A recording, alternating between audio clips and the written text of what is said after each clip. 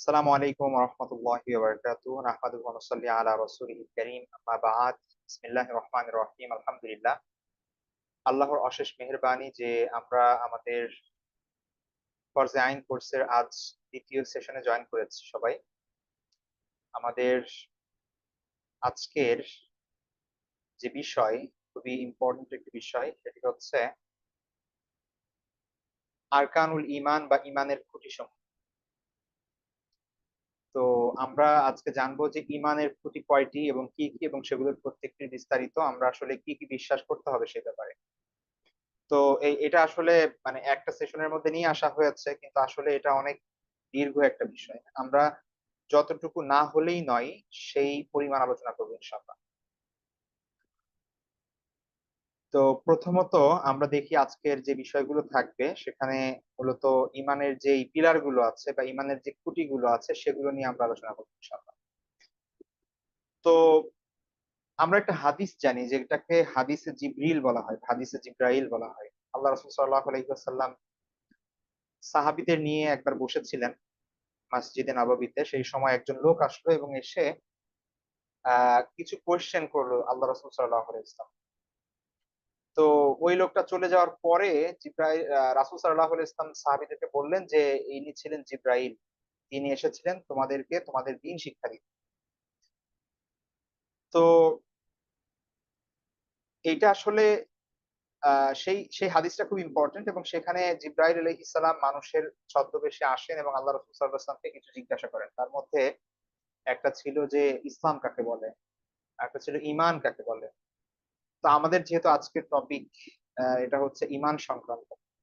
তো আমরা সেই আ প্রশ্নে চলে যাই। আল্লাহ রাসূল সাল্লাল্লাহু আলাইহি ওয়াসাল্লামকে যখন জিজ্ঞাসা করা হলো যে, "আখবিরনি আনিল ঈমান", যে ঈমানের ব্যাপারে আমাকে বলুন, ঈমান কি? ঈমানের ব্যাপারে আমাকে জানান। তো তখন আল্লাহ রাসূল সাল্লাল্লাহু আলাইহি ওয়াসাল্লাম তিনি এই জবাব দিলেন যে, ঈমান হচ্ছে আন তু'মিনা বিল্লাহি ওয়া মালাইকাতিহি ওয়া কুতুবিহি ওয়া রুসুলিহি ওয়াল ইয়াউমিল আখিরি ওয়া তু'মিনা বিল কদরি খাইরিহি ওয়া শাররিহি।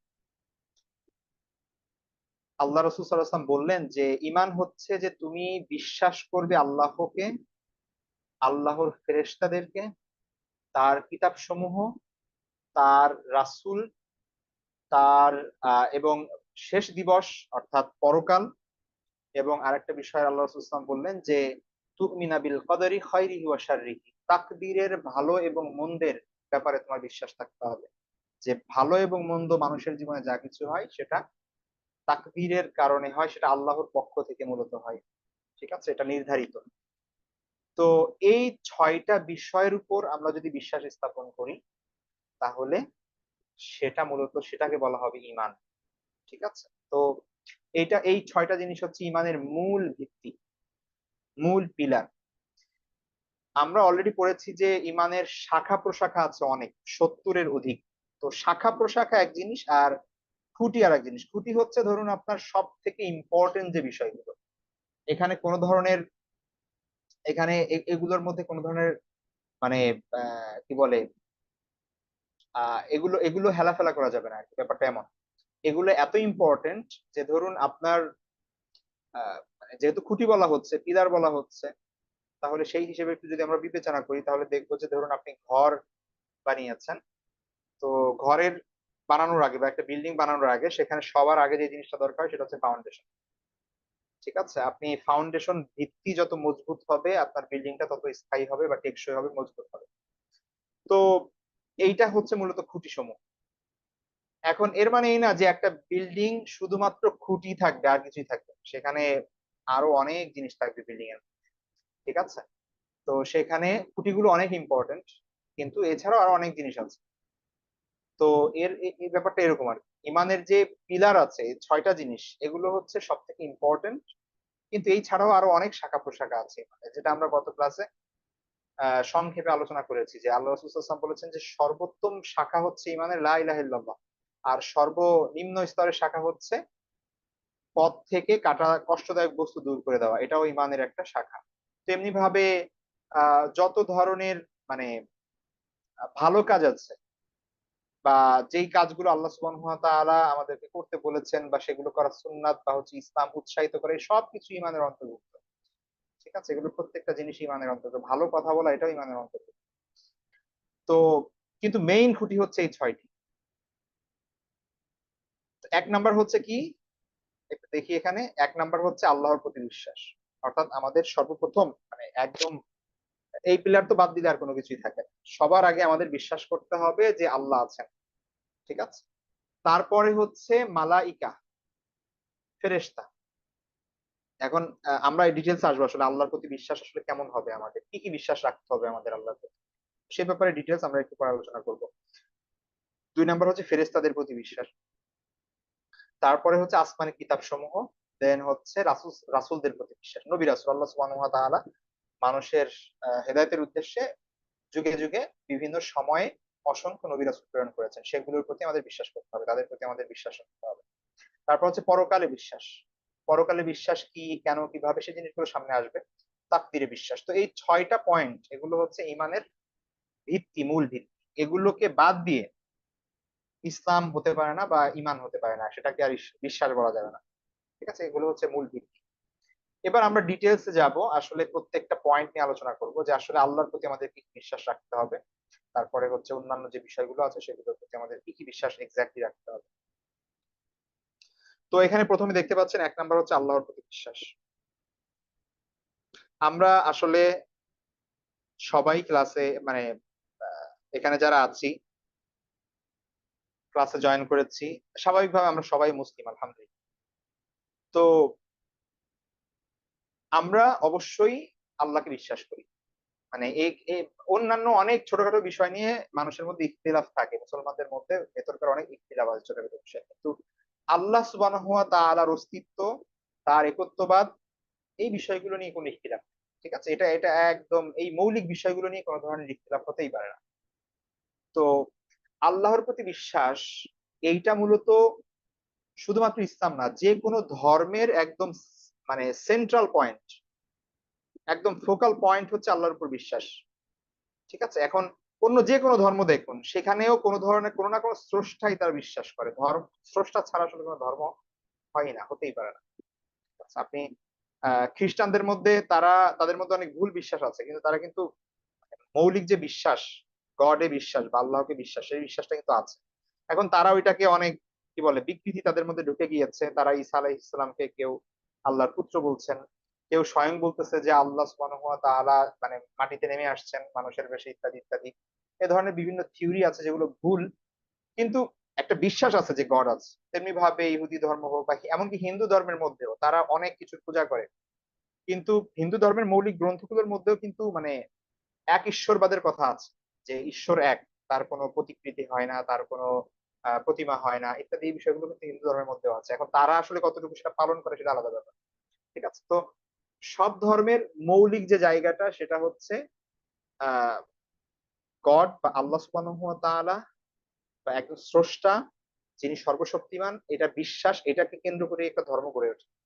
এবং তারপরে সেখানে অনেক বিকৃতি চলে আসে আস্তে আস্তে আস্তে আস্তে। ঠিক আছে, ইসলাম যেহেতু সর্বশেষ ধর্ম আল্লাহ সুবহানাহু ওয়া তাআলা পাঠিয়েছেন, এবং এইটা কিয়ামত পর্যন্ত থাকবে, এখানে কোনো ধরনের বিকৃতি আসা সম্ভব না। কেউ যদি বিকৃতি করে তাহলে সে আলাদা ইসলাম থেকে বের হয়ে যাবে, কিন্তু ইসলাম অবিকৃত অবস্থায় কিয়ামত পর্যন্ত চলতে থাকে। তো আল্লাহর প্রতি বিশ্বাসের সব থেকে গুরুত্বপূর্ণ দিক হচ্ছে আল্লাহর অস্তিত্বে বিশ্বাস করা, যেটা মূলত আমরা সকল ধর্মের মানুষরাই মূলত সেই বিশ্বাসটা করে যে একজন স্রষ্টা আছেন, অস্তিত্ব তার আছে। শুধুমাত্র যারা নাস্তিক, আধুনিক সময়ের যেই মানে নব্য যেই ফেনোমেনা, সেটা হচ্ছে যে নাস্তিকতা বা হচ্ছে এথিইজম, এই আধুনিক সময়ে এসে তারা বলছে যে গড বলে কিছু নাই বা হচ্ছে স্রষ্টা বলে কিছু নাই।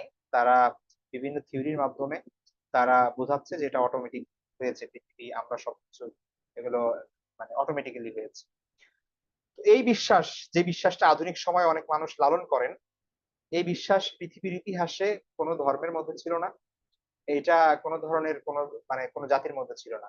সব ধর্মই কোনো না কোনো ভাবে স্রষ্টাকে বিশ্বাস করতো। হ্যাঁ, হয়তোবা তাদের বিশ্বাসের পদ্ধতি ভুল ছিল, কিন্তু তারা যে পৃথিবীতে এমনি এমনি আসে নাই, এই দুনিয়া যে অটোমেটিক তৈরি হয় নাই, এই বিশ্বাসটা সবার মধ্যেই ছিল। ঠিক আছে, এটা ইউনিভার্সাল। তো প্রথমত আল্লাহর অস্তিত্বে বিশ্বাস করা, এটা হচ্ছে আমাদের এই বিশ্বাসটা রাখতে হবে। তারপরে আল্লাহ সুবহানাহু ওয়া তাআলা কেমন, কি, তার কোয়ালিটি কি, সেই বিষয়গুলো নিয়ে অন্যান্য ধর্মের সাথে আমাদের বিরোধ। ঠিক আছে, অন্যান্য ধর্মের সাথে আমাদের বিরোধ এই জায়গায় যে অন্যান্য সকল ধর্মে সামহাউ আল্লাহকে বিশ্বাস করার পাশাপাশি বা একজন গডকে বিশ্বাস করার পাশাপাশি তারা আরো অনেক কিছুর পূজা করে, অনেক কিছুকে গডের সহকারী অথবা ছোট গড বা বিভিন্ন ভাগে বিভক্ত করে। ঠিক আছে, এটা একদম পুরানো যুগ থেকে শুরু করে আমরা যদি একদম মানে সবার আগে মানে যত কি বলে পূর্বেকারী হোক না কেন, যত সভ্যতাই আমরা সেই বিষয়গুলোর দিকে আমরা দেখি, যত প্রি হিস্টোরিক যেই সভ্যতাগুলো আছে, প্রাগৈতিহাসিক যেই কালচার গুলো আছে, সেগুলো আমরা এখন মিশরীয় সভ্যতা, মেসোপটেমিয়ান সভ্যতা, তারপরে হচ্ছে এই ধরনের চৈনিক সভ্যতা, এমনকি আমাদের এই যে পাকিস্তানের এখানে আপনার সিন্ধু সভ্যতা, এই সবগুলো যদি দেখি সেখানে আমরা মানে আহ, ওদের বিষয়গুলো যাচাই বাছাই করলে দেখা যায় যে সামহাও তারা কোনো গডে বিশ্বাস করতো না। কিন্তু প্রবলেম যেটা ছিল সেটা হচ্ছে যে তাদের বিশ্বাসের মধ্যে অনেক ত্রুটি ছিল, এবং আমরা সেটাও জানি যে আহ কোরআনের মধ্যে অনেক ঘটনা আল্লাহ সুবহানাহু ওয়া তাআলা বর্ণনা করেছেন পূর্বের জাতির, যারা আল্লাহ ব্যতীত অন্য কারো পূজা করত। তো তাওহীদ ছিল না এমন না, তাওহীদ ছিল, কিন্তু মানুষ আস্তে আস্তে সামহাও আল্লাহ ব্যতীত অন্য কারো পূজা শুরু করে কোনো একটা মাধ্যমে, কোনো একটা ওয়েতে। ঠিক আছে, তো এইটা ঐতিহাসিক ভাবে সত্য, এবং বিভিন্ন ভাবে আল্লাহ সুবহানাহু ওয়া তাআলাকে বা হচ্ছে গডের যেই মানে কনসেপ্ট সেটাকে বিভক্ত করে ফেলে। আমরা গ্রিক সভ্যতা দেখলে সেখানে দেখবো যে সেখানে মানুষ মানে যুদ্ধের দেবতা আলাদা, তারপরে হচ্ছে শান্তির দেবতা আলাদা, তারপর বৃষ্টির দেবতা আলাদা, সমুদ্রের দেবতা আলাদা, এরকম এক একজন এক একটা কাজে মানে দেবতাদের তারা ভাগ করে ফেলছে। ঠিক আছে, মানে অসংখ্য গড, এবং অসংখ্য গডের এক একজনের দায়িত্ব এক এক রকম, নিজেদের মধ্যে আবার তারা মারামারিও করে। মানে এটা হচ্ছে সম্পূর্ণভাবে মানে কি বলে তারা কল্পনা প্রসূত বিষয়। হিন্দুদের মধ্যে আমরা দেখি যে এক এক মূর্তির পূজা করছে তারা, এবং এক একজনের এক একটা পাওয়ার। ঠিক আছে, গড গড মারামারি করতেছে, ভগবান ভগবানে মারামারি করতেছে তাদের, এরকম জিনিসগুলা হয়। তো এরকম আমরা যদি আমাদের বাংলাদেশে আদিবাসীদের দিকে তাকাই, অথবা হচ্ছে সেই আফ্রিকায় চলে যাই, সেখানে বিভিন্ন গোত্র কেন্দ্রিক যেই ধর্মগুলো পালিত হয়, এগুলোর কোথাও মূলত এক আল্লাহর বিশ্বাস করা এই কনসেপ্ট নাই, সব জায়গায় শিরিক শিরিক শিরিক শিরিক। তো অন্য সকল ধর্ম আর আমাদের ধর্মের পার্থক্য, মূলত মেইন পার্থক্য এই জায়গাটাই যে আমরা বিশ্বাস করি এক আল্লাহ, যেখানে অন্য কারো কোনো শরীক নাই, অন্য কারো কোনো স্থান নাই, অন্য কারো কোনো অংশ নাই। আর অন্য সকল ধর্ম সামহাও তারা কি করে, কোনো একটা মানে আল্লাহর পাশাপাশি অন্য কারো পূজা করে, আল্লাহর পাশাপাশি অন্য কারো ইবাদত করে, বা তারা আহ তাদের যে কনসেপ্ট অফ গড, আল্লাহর যে ধারণা বা স্রষ্টার যে ধারণা, সেটাকে তারা বিভক্ত করে ফেলেছে। ঠিক আছে, এই একটা পার্থক্য, এটাই হচ্ছে সব থেকে মেইন পার্থক্য। তো এই যে যে এই পার্থক্য যেটাকে যে আমাদের যে এমনকি ধরুন খ্রিস্টান ধর্ম মানে সব থেকে নতুন ধর্মগুলোর মধ্যে একটা যদি আমরা বলি, অন্যান্য সকল ধর্মে ইহুদি ধর্ম বা হচ্ছে অন্যান্য যত পৌত্তলিক ধর্ম আছে, এমনকি হিন্দু ধর্মের দিকে যদি তাকান, এটা হাজার হাজার হাজার হাজার বছর বা অনেক অনেক বছর আগের এটা। ঠিক আছে, মহাভারত, তারপরে হচ্ছে এগুলোর কথা বলা হয় যেগুলো 5,000 বছর আগেও সেগুলো ছিল। কিন্তু ইসলামের আগেই যে ধর্মটা খুব ভালোভাবে চলছিল সেটা হচ্ছে খ্রিস্টান ধর্ম। ইসলাম ধর্ম এবং খ্রিস্টান ধর্ম আসার মানে মানে আহ মাঝখানে তফাৎ হচ্ছে কতটুকু, 600 বছর, এরকম আর সামহাও 600-700 বছর। তো তো এখানে তারা নিজেদেরকে বলে একুশ্বরবাদ ধর্ম, সেটা মনোথেইস্টিক রিলিজন বলে। খ্রিস্টানরা নিজেদেরকে বলে যে তারা হচ্ছে একত্ববাদে বিশ্বাস করে, অথচ তাদের মধ্যেও শিরিক ঢুকে গেছে, যে তারা কি করতেছে আল্লাহ সুবহানাহু ওয়া তাআলা ব্যতীত মানে আল্লাহ সুবহানাহু ওয়া তাআলার পাশাপাশি আহ ঈসা আলাইহিস সালাম পূজা করতেছে, অথবা কেউ কেউ আল্লাহ মানে ঈসা আলাইহিস সালামকে পূজা করতেছে এবং তাকে আল্লাহ মনে করতেছে।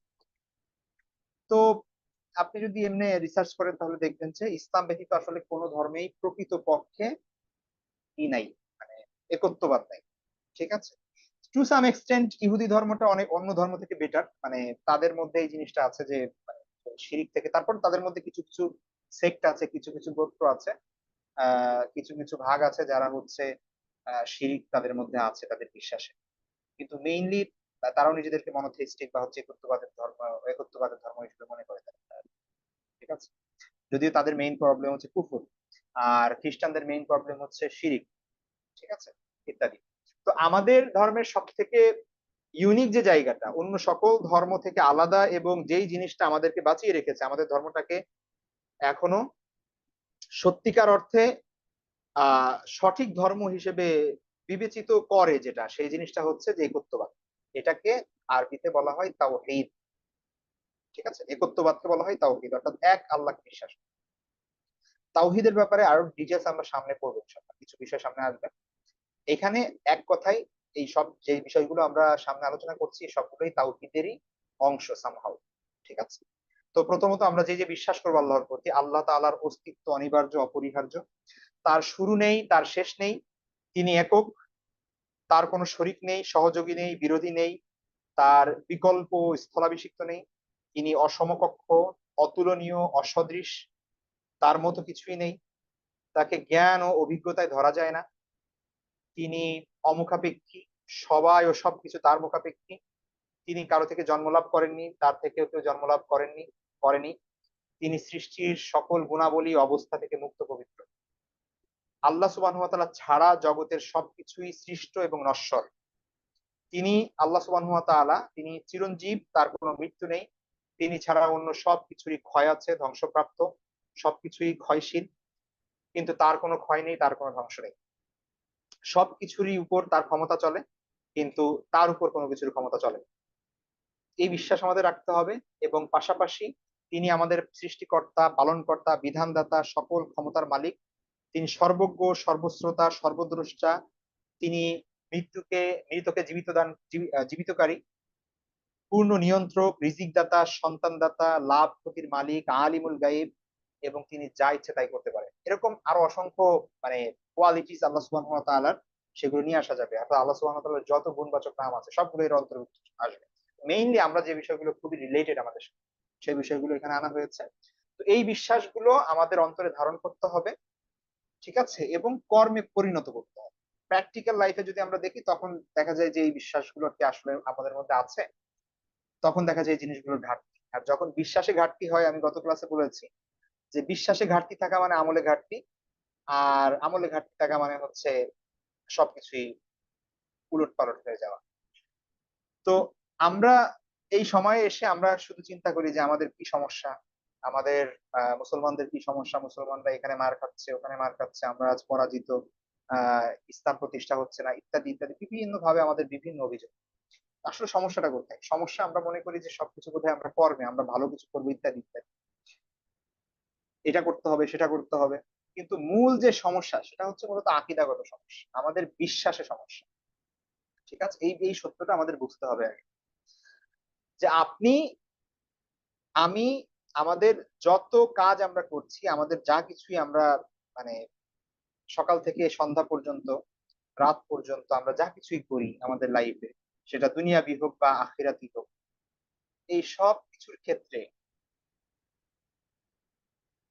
আমরা যদি আল্লাহ সুবহানাহু ওয়া তাআলাকে যেভাবে বিশ্বাস করার কথা, সেই বিশ্বাস রেখে যদি আমরা কাজগুলো করতাম, তাহলে আমরা আমাদের কাজে অনেক পরিবর্তন আসতো।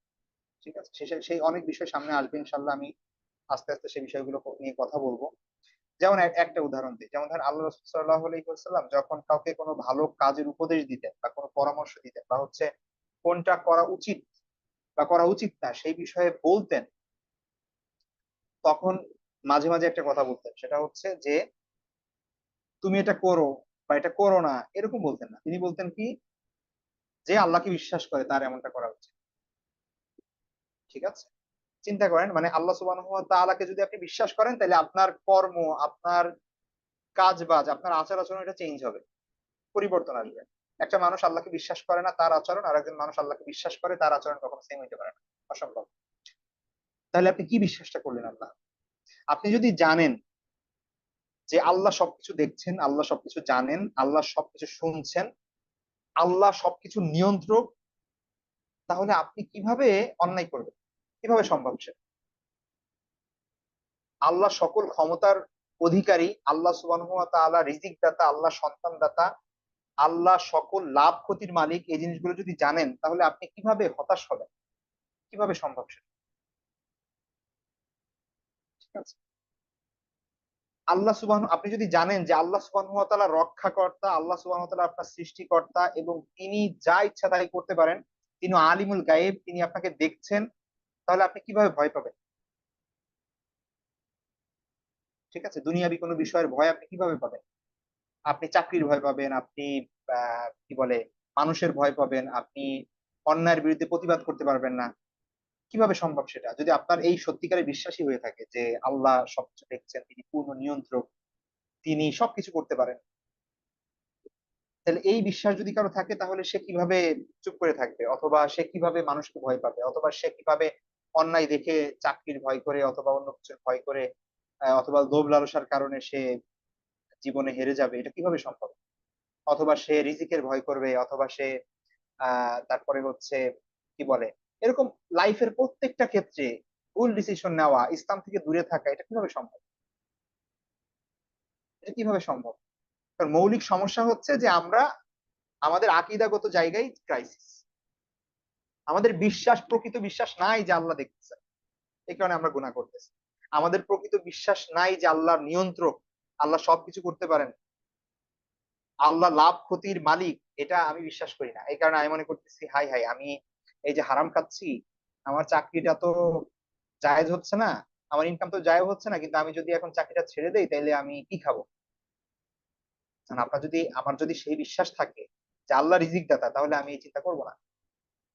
তো তাহলে আপনি যদি একটু চিন্তা করেন তাহলে এই সব কিছুর মূলে যে জায়গায় সেটা হচ্ছে আমার আল্লাহর প্রতি বিশ্বাস আসলে আমাদের নাই। মানে আমরা দাবি করতেছি হ্যাঁ আমার বিশ্বাস আছে, এই কারণে আমাদেরকে মুসলিম বলা হচ্ছে। কিন্তু প্রকৃতভাবে আমরা যদি একটু মানে পোস্টমর্টম করি আমাদের বিশ্বাসের, তাহলে যে জিনিসটা বের হয়ে আসবে সেটা আসলে খুবই আনন্দদায়ক কোনো বিষয় না। এটা খুবই ভয়ানক একটা বিষয়। যে আদৌ কি আল্লাহর প্রতি বিশ্বাস আমাদের আছে? ঠিক আছে? শুধু আমরা লা ইলাহা ইল্লাল্লাহ বলছি, কিন্তু এটাকে আমরা বুঝতে পারতেছি আমরা কি বলতেছি? এই জিনিসটা এই জিনিসটা বুঝতে হবে আমাদের। এজন্য ইমানের ইমানের পরিচর্যা করাটা খুব জরুরি। ইমানের পরিচর্যা মানে হচ্ছে এই ফিলটা নিজের মধ্যে তৈরি করা বারবার, কোনো কোনো ভাবে পরিচর্যা মানে হচ্ছে আহ ভালো কাজের মাধ্যমে হোক, কোরআন তেলাওয়াতের মাধ্যমে হোক, আল্লাহ সুবহানাহু ওয়া তাআলা কি বলেছেন সেই জিনিস শোনার, সেগুলো জানা এবং বোঝার মাধ্যমে হোক, দ্বীনের কথা শোনার মাধ্যমে হোক, এগুলোর মাধ্যমে নিজের মধ্যে তাকওয়া তৈরি করা। নিজের মধ্যে গড কনসাসনেস, তাকওয়ার ইংলিশে অনুবাদ করা হয়। আল্লাহর ভয় বা হচ্ছে আল্লাহ দেখছেন, আল্লাহ শুনছেন, আল্লাহ সবকিছু জানেন, আল্লাহ সবকিছু নিয়ন্ত্রণ করছেন। এই বিশ্বাস এবং অনুভূতি নিজের মধ্যে তৈরি করা। এটাই হচ্ছে তাকওয়া। ঠিক আছে? এটাই হচ্ছে তাকওয়া। তো এইজন্য আমাদের মূল ক্রাইসিস হচ্ছে বিশ্বাস। বিশ্বাসটা যদি ঠিক হয় তাহলে আমলটা অটোমেটিক ঠিক হয়ে যাবে ইনশাআল্লাহ। ঠিক আছে? আর আপনি যদি বিশ্বাস ঠিক না করে আমলের দিকে যান, তখন এটা একটা ডিজাস্টারের রূপ নেয়। ঠিক আছে? যে আমরা সবাই নামাজ পড়তেছি, কোনো মন নাই নামাজ। আমরা সবাই রোজা রাখতেছি, কিন্তু আল্লাহ যা ভালো জানেন যে কয়জনের রোজা কবুল হচ্ছে। ঠিক আছে? লক্ষ লক্ষ মানুষ হজ করতেছে, আল্লাহ ভালো জানেন যে কয়জনের হজ কবুল হচ্ছে। আমরা কি সেইভাবে করতে পারছি কিনা, কারণ আমাদের ইমানে ত্রুটি আছে অনেক। এই জিনিসগুলো আমাদের কি করতে হবে, আমাদের বুঝতে হবে। কোরআন এবং হাদিসে অসংখ্য জায়গায় আমরা আল্লাহর পরিচয় পাই। কোরআনের স্পেশাল অনেক আয়াত আছে, অনেক সূরা আছে যেখানে আল্লাহ সুবহানাহু ওয়া তাআলা নিজের পরিচয় দিয়েছেন। সূরা ইখলাস তার মধ্যে একটা, কুল হুয়াল্লাহু আহাদ, বলুন তিনি এক আল্লাহ, তিনি আল্লাহ এক। আল্লাহুস সামাদ, আল্লাহুস সামাদ, তিনি অমুখাপেক্ষী, তিনি সেলফ সাফিসিয়েন্ট, তিনি কারো মুখাপেক্ষী না, তিনি নিজেই কি বলে অন্য সকলে তার মুখাপেক্ষী, তার কাউকে দরকার নেই। লাম ইয়ালিদ ওয়ালাম ইউলাদ, তিনি কাউকে জন্ম দেননি, কেউ তাকে জন্ম দেয়নি। ওয়ালাম ইয়াকুল্লাহু কুফুয়ান আহাদ, এবং তার সমতুল্য কেউ নেই। এছাড়াও আরো বেশ কিছু জায়গা আছে, যেমন সূরা আয়াতুল কুরসি আপনি যদি পড়েন সেখানে আল্লাহর পরিচয় পাবেন আপনি। সূরা হাসরের শেষ আয়াতের অর্থ যদি পড়েন সেখানে আপনি আল্লাহর পরিচয় পাবেন। এমনি ভাবে কোরআনের আরো অসংখ্য জায়গায় যেখানে আল্লাহ সুবহানাহু ওয়া তাআলা নিজের করেছেন, পরিচয় বর্ণনা করেছেন। তো এই এই হচ্ছে বিষয়। এখন তাওহীদের ব্যাপারে সবথেকে ইম্পর্টেন্ট যে পয়েন্ট, আল্লাহ সুবহানাহু ওয়া তাআলার বিশ্বাসের সবথেকে ইম্পর্টেন্ট পয়েন্ট হচ্ছে তাওহীদ।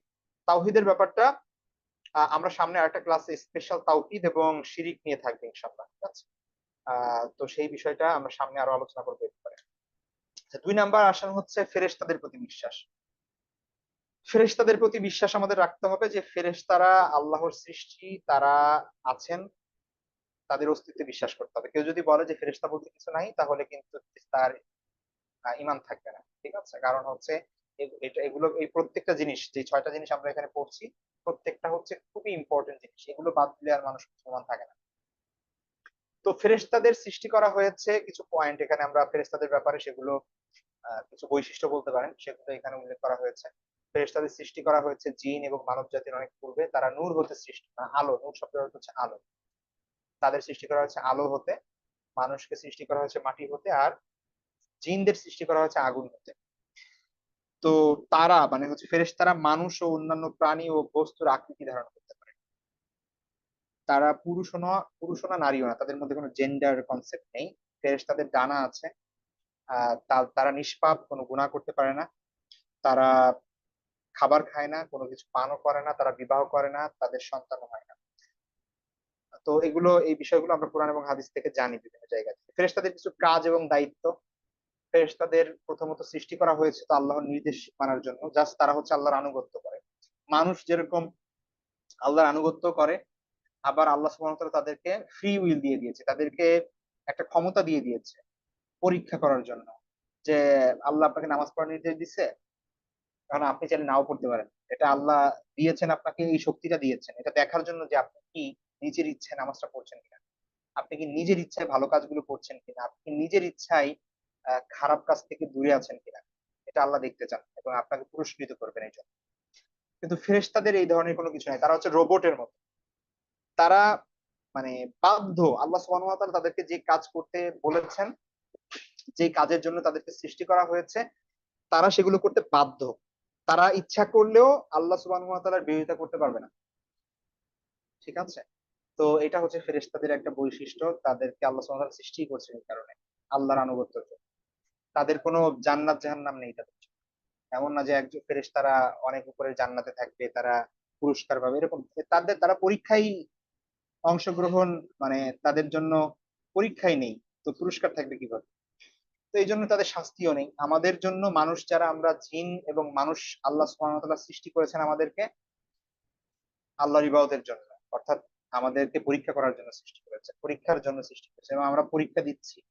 এবং এটার ভালো করতে পারলে আমরা যেভাবে পুরস্কার পাবো, তেমনি ভাবে যদি আমরা অকৃতকার্য হই, সেই ক্ষেত্রে আমরা শাস্তি পেতে হবে। তো ফেরেশতারা নবী রাসূলদের কাছে আল্লাহর বার্তা নিয়ে আসেন। ফেরেশতারা মানুষদের এবং অন্যান্য জীবজন্তুর হেফাজত করার দায়িত্ব পালন করেন। ফেরেশতারা মানুষের সকল কার্যক্রম লিখে রাখেন। ফেরেশতারা মানুষ ও সকল জীবের জীবন হরণের দায়িত্ব পালন করেন। ফেরেশতারা মৃত্যুর পর মানুষকে প্রশ্ন করবেন। ফেরেশতারা জান্নাত ও জাহান্নামে নিজ নিজ দায়িত্ব পালন করেন। ফেরেশতারা আল্লাহর আরশ বহন করেন। এমনি ভাবে বিভিন্ন ধরনের দায়িত্ব ফেরেশতাদের দেওয়া হয়েছে। কিছু উল্লেখযোগ্য ফেরেশতা এখানে, এখানে কিছু উল্লেখযোগ্য ফেরেশতার নাম নেওয়া হয়েছে, যেমন জিব্রাইল, তার তিনি অন্যতম সম্মানিত একজন ফেরেশতা। ৪ জন যে সবথেকে ইম্পর্টেন্ট ফেরেশতা, তাদের মধ্যে অন্যতম জিব্রাইল। তার প্রধান দায়িত্ব ছিল মূলত নবী রাসূলদের কাছে আল্লাহর পক্ষ থেকে ওহী নিয়ে আসা। মিকাইল, তিনি সৃষ্টি জগতের বিভিন্ন প্রয়োজনীয় বিষয়াদি, যেমন মেঘ, বৃষ্টি, তারপর হচ্ছে বাতাস, রিজিক ইত্যাদি বিষয়ে দায়িত্বপ্রাপ্ত। ইসরাফিল, তিনি কিয়ামতের নির্ধারিত সময় এলে আল্লাহ সুবহানাহু ওয়া তাআলার নির্দেশে তিনি সিংগায় ফু দিলেন। মালাকুল মাউত, এটাকে আমরা আজরাইল নামে জানি আমাদের প্রচলিত ভাষায়। তিনি হচ্ছে মৃত্যুর ফেরেশতা, তিনি মানুষের এবং অন্যান্য প্রাণীর রূহ কবজ করার দায়িত্ব দেন। মুনকার নাকির, এই ২ ফেরেশতা মানুষকে কবরে প্রশ্ন করবেন। কিরামান কাতিবিন, কিরামান কাতিবিন শব্দের অর্থ হচ্ছে সম্মানিত লেখকগণ, অর্থাৎ যেই ফেরেশতাদের দায়িত্ব হচ্ছে মানুষের প্রত্যেকটি ভালো মন্দ কর্ম লিখে রাখা। আমরা জানি যে আমাদের ২ কাঁধে ফেরেশতা আছে। তো ওনাদেরকে মূলত বলা হয় সম্মানিত লেখক, অর্থাৎ কিরামান কাতিবিন। এই হচ্ছে ফেরেশতাদের বিষয়ে আমাদের বিশ্বাস। তো আমাদের ফেরেশতাদেরকে বিশ্বাস করতে হবে। আচ্ছা, এবার আসুন 3 নাম্বার যে পিলার, সেটি হচ্ছে কিতাব সমূহ। আল্লাহ সুবহানাহু ওয়া তাআলা মানুষের হেদায়েতের উদ্দেশ্যে যুগে যুগে তার পক্ষ হতে মেসেজ পাঠিয়েছেন, মানুষের কাছে বার্তা পাঠিয়েছেন। এই বার্তাটাকে আমরা বলছি মূলত কিতাব, বই। ঠিক আছে, ঐশী গ্রন্থ বা আসমানি কিতাব। তো এটা মূলত আল্লাহ সুবহানাহু ওয়া তাআলার পক্ষ থেকে মানুষের কাছে বার্তা, মেসেজ। ঠিক আছে। এখন মানুষ, মানব জাতি ইতিহাসে বিভিন্ন সময় তাদের অবস্থা বিভিন্ন রকমের ছিল, বিভিন্ন স্থানে তারা বিভক্ত ছিল, বিভিন্ন কালচারে তারা বিভক্ত ছিল, এবং বিভিন্ন সময়ের প্রেক্ষিতে তাদের উপযোগী করে আল্লাহ সুবহানাহু ওয়া তাআলা তাদের উদ্দেশ্য করে বার্তা পাঠিয়েছে। তো অতীতে যেই কিতাবগুলো পাঠানো হয়েছে, সেই কিতাব সহ বর্তমানে যেই কিতাব আছে, অর্থাৎ আল কোরআন, এই সব কিতাবের উপর আমাদের বিশ্বাস আনতে হবে যে এগুলো আল্লাহর পক্ষ। ঠিক আছে। তো মোটা দাগে 3টা বিশ্বাস আমাদের রাখতে হবে কিতাব সমূহের ব্যাপারে। 3টি বিশ্বাস আমাদের রাখতে হবে। 1 নাম্বার হচ্ছে কোরআনের মধ্যে যে সকল কিতাবের কথা উল্লেখ আছে সেগুলোকে আমরা সেভাবেই বিশ্বাস করি। যেমন কোরআনের মধ্যে বলা হয়েছে ইনজিলের কথা, কোরআনের মধ্যে বলা হয়েছে জাবুরের কথা, কোরআনের মধ্যে বলা হয়েছে তাওরাতের কথা, যেগুলো মুসা আলাইহিস সালাম, দাউদ আলাইহিস সালাম, তারপর হচ্ছে ঈসা আলাইহিস সালাম, তাদের উপর এগুলো নাজিল হয়েছে। তো আমাদের সেভাবে বিশ্বাস করতে হবে। এবং অন্যান্য আরো অনেক কিতাব যেগুলো অন্যান্য নবীদেরকে, যেমন ইব্রাহিম আলাইহিস সালামকে এবং অন্যান্য রাসূলদেরকে দেওয়া হয়েছিল, সেগুলোকে আমাদের বিশ্বাস করতে হবে। ঠিক আছে। সাথে 2টি খুব ইম্পর্টেন্ট বিশ্বাস আমাদের রাখতে হবে। এখন কেউ যদি মনে করেন এই যে ইনজিল, বা আমরা ধরেন এখন বাইবেল, খ্রিস্টানদের কাছে যে বাইবেল আছে, ঠিক আছে, যেটা যেটা ধরেন এখন ওইটা নিউ টেস্টামেন্ট, যেটা ইনজিল, এখন সেইটাকে আমরা যদি বলি যে ও ওইটাও তো আল্লাহর গ্রন্থ, কোরআনও আল্লাহর গ্রন্থ, তাহলে কোরআন অনুযায়ী জীবনযাপন করলেও চলবে, কেউ যদি চায় যে ইনজিল অনুযায়ী জীবনযাপন করবে বা বাইবেল অনুযায়ী জীবনযাপন করবে, সেটাও সেটাও ঠিক আছে। এখন অনেকের এই ধারণা আসতে পারে, এবং আধুনিক সময়ে অনেক, মানে কি বলে, অনেক মানুষের, যারা নিজেদেরকে মুসলমান দাবি করে এমন মানুষও আছে, অথবা অজ্ঞতার ফলে তাদের এই ধরনের বিশ্বাস আছে যে সব ধর্মই ভালো, সব ধর্মগ্রন্থেই সত্য, সব ধর্মগ্রন্থেই সত্য, সব ধর্মগ্রন্থে ভালো কথা আছে, সুতরাং যে কোনো ধর্ম একটা সুন্দরভাবে পালন করলেই সে আসলে আল্লাহকে খুশি করতে পারবে বা স্রষ্টাকে খুশি করতে পারবে, আল্লাহ খুশি হয়ে যাবেন, এই ধরনের একটা কনসেপ্ট আধুনিক সমাজে অনেক মানুষের মধ্যে আছে, সো কল শিক্ষিত মানুষদের মধ্যে। তো এখানে আমাদের খুব ভালো করে বিশ্বাসটা রাখতে হবে যে দেখুন, পূর্বের যত কিতাব ছিল কোরআনের পূর্বে, এই কোন এগুলোর কোন কিতাবই তার আসল রূপে বর্তমানের অবশিষ্ট নেই। এমনকি বর্তমানে না, আল্লাহ রাসূল সাল্লাল্লাহু আলাইহি ওয়াসাল্লামের সময় সেগুলো আর অবশিষ্ট ছিল না তার আসল। এগুলো অনেক আগেই বিকৃত হয়ে গেছে। সুতরাং সেগুলোকে আপনি কি করতে পারছেন না, কোনটা আল্লাহর কথা আর কোনটা মানুষরা নিজেরা লিখছে, সেই জিনিসগুলো আপনি আর কি করতে পারছেন না, এটা আর বুঝতে পারবেন না এখন। ঠিক আছে। এবং আপনি যদি এখন মানে জাস্ট আধুনিক সময়ে রিসার্চরা এটা এটা মানে এমনি অনেকভাবে এটা প্রমাণ করেছেন যে ইনজিলের মধ্যে বা অন্যান্য ধর্মগ্রন্থের মধ্যে, সেখানে হিস্টোরিক্যাল ইস্যুতে, তারপরে হচ্ছে অনেক অনেক তথ্যগত বিষয়, ইনফরমেশনে, তারপরে হচ্ছে অনেক নাম্বারগত, সংখ্যাগত অনেক বিষয়ে বৈপরীত্য আছে। এই চ্যাপ্টারে এই কথা বলা হয়েছে, আরেক চ্যাপ্টারে আরেক কথা বলা হয়েছে, এখানে এই কথা বলা হয়েছে, ওইখানে এই কথা বলা হচ্ছে। তো বৈপরীত্য দেখলেই বোঝা যায় যে এটা আসলে আল্লাহর পক্ষ থেকে হতে পারে না, এটা মানুষের নিজেরা বানাইছে। তো এই জন্য ওই জিনিসগুলোকে আপনার বিশ্বাস করা যাবে না। অর্থাৎ ইনজিল আর বাইবেল এক জিনিস না। হ্যাঁ, ইনজিলের অনেকাংশ বা কিছু অংশ হয়তো বা বাইবেলের মধ্যে আছে, কিন্তু বাইবেল পুরোটা এটা আল্লাহর গ্রন্থ না। এখানে কিছু হয়তো আল্লাহর কথা, কিছু অনেক অধিকাংশই হচ্ছে মানুষের বানানো। সুতরাং এটা আর এখন আমল করা যাবে না। 2 নাম্বার বিষয়, আপনি কেউ যদি তর্ক টর্ক শুরু করে যে না এটা ঠিক আছে ইত্যাদি ইত্যাদি, এখন আপনি এখানে আসলে কি করা যাবে তা? তো যদি আমরা তর্কের খাতিরে ধরেও নেই যে হ্যাঁ, ইনজিল বা হচ্ছে তাওরাত, সেগুলো এখন খ্রিস্টানদের কাছে বা ইহুদিদের কাছে যা আছে সেগুলো প্রিজার্ভ, সেটা সংরক্ষিত আছে একদম আল্লাহ যেভাবে পাঠাইছেন সেভাবেই। ঠিক আছে, যদিও সেগুলোর যেই ভাষায় মানে আল্লাহ সুবহানাহু ওয়া তাআলা নাজিল করেছিলেন সেই ভাষাই আর পৃথিবীতে নাই। আর এগুলো এখন যেই ভাষায় লেখা আছে এই ভাষায় আল্লাহ সুবহানাহু ওয়া তাআলা পাঠান। তো যাই হোক, তারপরে যদি আমরা তর্কের খাতিরে ধরে নেই, তো এখানে আমাদের একটা জিনিস লাস্ট পয়েন্টটা মনে রাখতে হবে, সেটা হচ্ছে পূর্বের সকল ধর্মগ্রন্থ, ঐশী গ্রন্থগুলো, সেগুলো একটা নির্দিষ্ট সময় এবং একটা নির্দিষ্ট গোষ্ঠীর জন্য অবতীর্ণ করা হয়েছে। অর্থাৎ for some, for a specific group of people, for a specific period of time. এটা ভালো করে মনে রাখতে হবে। For a specific group of people, for a specific period of time. একটা নির্দিষ্ট সময়ের জন্য আল্লাহ দিয়েছিলেন ইনজিল, একটা নির্দিষ্ট সময়ের জন্য আল্লাহ দিয়েছিলেন তাওরাত। কিয়ামত পর্যন্ত যে এটার আমল করা হবে এই জন্য আল্লাহ সুবহানাহু ওয়া তাআলা দেন না। ঠিক আছে? অর্থাৎ তাওরাত ততক্ষণ পর্যন্ত ছিল যতক্ষণ না ইনজিল আসছে, ইনজিল ততক্ষণ পর্যন্ত ছিল যতক্ষণ না কোরআন আসছে। অর্থাৎ ইনজিল আসছে, তাওরাতের আমল বাদ, এখন ইনজিলের আমল করতে হবে। কোরআন আসছে, ইনজিলের আমল বাদ, এখন কোরআনের আমল করতে হবে। তো ব্যাপারটা এরকম আর কি, হ্যাঁ। অর্থাৎ নতুন ল আসছে, পূর্বের ল এটা অ্যাব্রোগেটেড হয়ে গেছে, ওইটা রহিত হয়ে গিয়েছে, ওইটা আর পুনর আমল করা যাবে না। ঠিক আছে? তো এরকম আর কি ব্যাপার। তো আবার এই যে পূর্বের যে ধর্মগ্রন্থ, সেগুলো একটা স্পেসিফিক গ্রুপ অফ পিপলের জন্য ছিল, নির্দিষ্ট একটা গোত্রের মানুষ। যেমন মুসা আলাইহিস সালাম, তিনি ছিলেন বনু ইসরাইলের। তো তার কাছে যে তাওরাত দেওয়া হয়েছে, এটা শুধুমাত্র বনু ইসরায়েলের জন্য দেওয়া হয়েছে, এটা ওয়ার্ল্ড ওয়াইড সারা বিশ্বের মানুষের জন্য দেওয়া হয়। ঠিক আছে? তো কারণ সেই সময়ে আল্লাহ সুবহানাহু ওয়া তাআলা বিভিন্ন গোত্রে, প্রত্যেকটা গোত্রে গোত্রে নবী পাঠাতেন, প্রত্যেকটা জায়গায় জায়গায় নবী পাঠাতেন। আল্লাহ সুবহানাহু ওয়া তাআলা বলেছেন যে এমন কোন কমিউনিটি নাই, এমন কোন নেশন নাই, এমন কোন উম্মাহ নাই যেখানে আল্লাহ সুবহানাহু ওয়া তাআলা কি করেন নাই, নবী পাঠান। সুতরাং নবী আলাদা আলাদা আসছে এবং তাদের নিজস্ব আল্লাহর পক্ষ থেকে মেসেজ ছিল আলাদা আলাদা। কিন্তু আমাদের মহানবী সাল্লাল্লাহু আলাইহি ওয়াসাল্লাম যখন আসছেন, তিনি সারা বিশ্বের ইউনিভার্সাল প্রফেট, তিনি হচ্ছেন সবার জন্য নবী। শুধুমাত্র আরবের জন্য না, বা শুধুমাত্র বাংলাদেশের জন্য, শুধুমাত্র অমুক দেশের জন্য, এরকম না। আল্লাহ রাসূল সাল্লাল্লাহু আলাইহি ওয়াসাল্লামের সাথে কোন ধরনের টাইম এবং প্লেস স্পেসিফিক না। তিনি সব কিয়ামতের আগ পর্যন্ত প্রত্যেকটা মানুষের জন্য এবং সারা ওয়ার্ল্ড ওয়াইড প্রত্যেকটা মানুষের জন্য তিনি তিনি আল্লাহ সুবহানাহু ওয়া তাআলা তাকে পাঠিয়েছেন। এবং কোরআনটা ইউনিভার্সাল। কোরআন আসার পরে অতীতের কোন ধর্মগ্রন্থের উপর আমল করা যাবে না, অর্থাৎ যদি কন্ট্রাডিক্ট করে। হ্যাঁ, কোরআনের অনেক কথা যেগুলো ইনজিলের সাথে মিলে যায়, কোরআনের অনেক কথা যেগুলো তাওরাতের সাথে মিলে যায়, সমস্যা নেই। কিন্তু যদি এগুলা বৈপরীত্য আসে, কোরআনটাকেই ফলো করতে হবে এবং কোরআনটাকেই গ্রহণ করতে হবে বিশ্বাস এবং আমলের জন্য। পূর্ববর্তী সকল গ্রন্থ রহিত হয়ে গিয়েছে, ব্যাস এটাই ফাইনাল। তো এই তিনটা বিষয় আমাদের মাথায় রাখতে হবে। আল্লাহর প্রেরিত উল্লেখযোগ্য কিতাব সমূহ আমরা যদি দেখি, তাহলে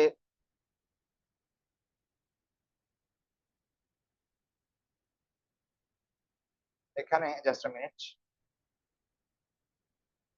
আল্লাহ সুবহানাহু ওয়া তাআলা প্রেরিত উল্লেখিত যে চারটি প্রসিদ্ধ আসমানি কিতাব, সেগুলোর মধ্যে এখানে দেখতে পাচ্ছেন তাওরাত, তারপরে হচ্ছে জাবুর, ইনজিল, কোরআন। তাওরাত অবতীর্ণ হয়েছে মুসা আলাইহিস সালামের উপর, জাবুর দাউদ আলাইহিস সালামের উপর, ইনজিল ঈসা আলাইহিস সালামের উপর এবং কোরআন মুহাম্মদ সাল্লাল্লাহু আলাইহি ওয়াসাল্লামের উপর। আচ্ছা, এবার আসুন 4 নাম্বার। 4 নাম্বার ছিল নবী এবং রাসূলগণের প্রতি বিশ্বাস। ইমানের অন্যতম গুরুত্বপূর্ণ একটা বিষয় নবী এবং রাসূলদের প্রতি বিশ্বাস। এইটা আর হচ্ছে আপনার এর আগে যে বিষয়ের ব্যাপারটা গেল, বলে কিতাবের ব্যাপারটা, এটা প্রায় সেম। নবী রাসূলদের সংখ্যার ব্যাপারে একটা কথা আছে। টোটাল হচ্ছে কোরআনে বাই নেম, মানে নাম উল্লেখ করা হয়েছে হচ্ছে 25 জন নবী রাসূলের নাম। আর আহ, বিভিন্ন হাদিস আছে যেখানে আমরা জানি যে প্রায় 1 লক্ষ বা 2,24,000 নবী রাসূলের কথা সেখানে আসছে। কিন্তু এই ধরনের বর্ণনার যতগুলোই আছে, এগুলো সবই দুর্বল বা পারস্পরিক, একটা আরেকটার সাথে সাংঘর্ষিক। হ্যাঁ। তো আমরা আসলে স্পেসিফিক কোন নবী মানে এতজন আসছে এটা বলার দরকারও নাই, আর আমাদের আসলে এটা এটা কোনো বিষয়ও না। ঠিক আছে, জানার। এটা দিয়ে আপনি কি করবেন, এটা ঘাটাঘাটি করার কোনো বিষয় না। আল্লাহ সুবহানাহু ওয়া তাআলা যত নবী প্রেরণ করছেন, সবার উপরে আমাদের বিশ্বাস। ঠিক আছে? কোরআনেও এমনটাই উল্লেখ করা হয়েছে। আপনি সূরা বাকারার শুরুর দিকে পড়েন, তাহলে দেখবেন যে আল্লাহ সুবহানাহু ওয়া তাআলা এভাবে উল্লেখ করছেন যে তোমার পূর্বে যা আল্লাহ সুবহানাহু ওয়া তাআলা অবতীর্ণ করেছেন বা যাদেরকে আল্লাহ পাঠিয়েছেন। তো আল্লাহ রাসূল সাল্লাল্লাহু আলাইহি ওয়াসাল্লামের পূর্বে বা আদম আলাইহিস সালাম থেকে শুরু করে রাসূল সাল্লাল্লাহু আলাইহি ওয়াসাল্লাম পর্যন্ত যত নবী পাঠিয়েছেন, সবার উপর আমরা বিশ্বাস করলাম, ব্যাস। এখানে নির্দিষ্ট সংখ্যা দরকার নাই আমাদের। এটা লক্ষ হতে পারে, তারও বেশি হইতে পারে, এটা আল্লাহ ভালো জানে। ওটা সংখ্যা স্পষ্ট করার এটা আসলে কোনো দরকারই নাই, আর এটা সম্ভবও না ঘাটাঘাটি করে মানুষের দ্বারা এটা বের করা। আল্লাহ ভালো জানে সেটা। তো বিশ্বাস আমাদের আসলে এক্স্যাক্টলি কি রাখতে হবে নবী রাসূলের ব্যাপারে? নবী রাসূলগণের ব্যাপারে আমাদের যে বিশ্বাস রাখতে হবে, প্রথমত পয়েন্ট হচ্ছে যে আল্লাহ সুবহানাহু ওয়া তাআলা প্রত্যেক জাতির জন্য তাদের মধ্য হতে রসুল পাঠিয়েছেন। এটা আল্লাহ সুবহানাহু ওয়া তাআলা কোরআনের মধ্যে সুস্পষ্টভাবে বলেছেন। এবং তাদের যে মেইন কাজ ছিল সেটা হচ্ছে মানুষদেরকে আল্লাহর পথে আহ্বান করা। দাওয়াত এবং তাবলীগ, এটা হচ্ছে মেইন কাজ নবী রাসূলের।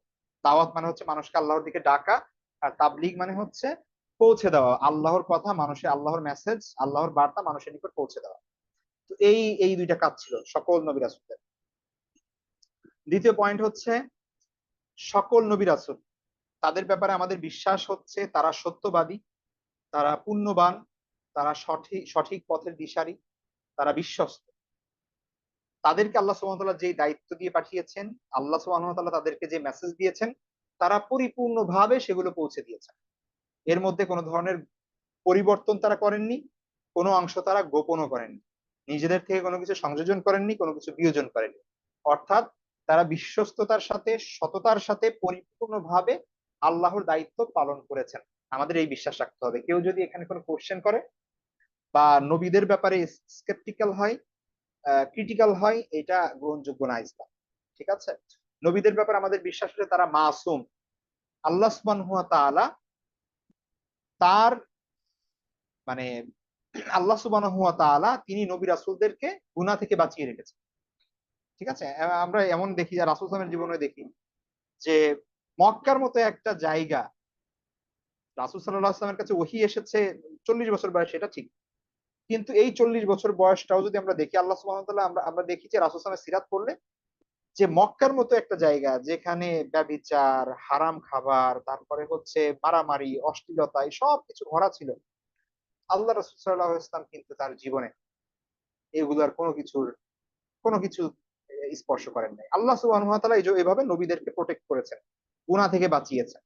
ঠিক আছে? এবং এই ধরনের কি বলে সত্য পথ থেকে যেই পথ বিচ্যুত সেইখান থেকে মানে নবুয়ত তাদের কাছে আসার আগে পরে এই জিনিসগুলো থেকে তাদের থেকে তাদেরকে বাঁচিয়েছেন আল্লাহ সুবহানাহু ওয়া তাআলা বিশেষ পদ্ধতিতে। তো এইজন্য নবীদের ব্যাপারে আমাদের এই বিশ্বাস রাখতে হবে যে তারা মাসুম, তারা গুনার ঊর্ধ্বে।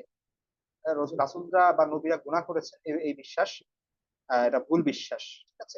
এই জিনিসটা এই ধরনের আধুনিক সময়ে অনেক মানুষ থাকতে পারে যারা হচ্ছে এই ব্যাপারে ক্রিটিক্যাল বা তাদের ক্রিটিসিজম নবীদের পর্যন্ত চলে যায়। যে এই ব্যাপারটা এরকম, এই ব্যাপারটা এরকম ইত্যাদি, ইত্যাদি। তো এই জিনিসগুলো আসলে আমাদের ওইগুলো থেকে দূরে থাকতে হবে। ৩ নাম্বার পয়েন্ট হচ্ছে সময়, স্থান ও জাতিভেদে শরীয়ত ভিন্ন ভিন্ন থাকলেও নবী রাসূলগণের দাওয়াতের মৌলিক বিষয় ছিল অভিন্ন। আপনাদের বুঝতে হবে এখানে যে মৌলিক বিষয় কি আর শরীয়ত যে ভিন্ন ভিন্ন সেটার মানে কি। দেখুন, সকল নবী দাওয়াত দিয়েছেন এক আল্লাহকে বিশ্বাস করতে হবে। সকল নবী দাওয়াত দিয়েছেন যে এক আল্লাহর ইবাদত করতে হবে। সকল নবী তাদের লোকদেরকে বলেছেন যে আল্লাহ আছে, পরকাল আছে, জান্নাত জাহান্নাম আছে, ইত্যাদি ইত্যাদি। সকল নবীর এই মেসেজ সেম ছিল। কিন্তু ব্যবহারিক যে জিনিসগুলো, ইবাদত বা আচার আচরণ সংক্রান্ত যেই শরীয়তের যে বিষয়গুলো, যেমন ধরেন নামাজ পড়া, রোজা রাখা, হজ করা, এখন আমরা যেভাবে ৫ ওয়াক্ত নামাজ পড়ছি, যেই সিস্টেমে, যেই পদ্ধতিতে, সকল নবী রাসূল কি সেভাবে নামাজ পড়ছেন বা সেই পদ্ধতি অবলম্বন করেছেন? বা আমাদের উপরে যে রমজানের রোজা ফরজ, এটা কি সকল নবীর উম্মতের উপর ফরজ ছিল? অবশ্যই না। তো এই জিনিসগুলো অর্থাৎ কোনটা করতে পারবা, কোনটা করতে পারবা না, হালাল হারামের কিছু বিষয় এবং ইবাদতের পদ্ধতি সংক্রান্ত বিষয়, এগুলো আল্লাহ সুবহানাহু ওয়া তাআলা সময়, স্থান, কাল, মানুষ এগুলোর উপর ভিত্তি করে বিভিন্ন সময় বিভিন্ন নিয়ম দিয়েছেন। এজন্য আমরা দেখি যে ঈসা আলাইহিস সালামের উম্মত, মুসা আলাইহিস সালামের উম্মত, তাদের মধ্যে দেখা যাচ্ছে যে বিধানগত অনেক পার্থক্য। এখানে এটা জায়েজ, ওখানে ওটা জায়েজ না, এখানে ওটা জায়েজ না, এখানে ওটা জায়েজ। এটার কারণ হচ্ছে এই যে শরীয়ত আলাদা ছিল। এবং আমাদের সময়েও আল্লাহ সুবহানাহু ওয়া তাআলা আমাদেরকে ৫ ওয়াক্ত সালাত দিয়েছেন, হজ, যাকাত, সাওম ইত্যাদি দিয়েছেন। এগুলো এক্সাক্টলি আমরা যেভাবে পালন করছি সেভাবে ওদের ছিল না। ঠিক আছে? ভিন্ন পদ্ধতি ছিল সেগুলো।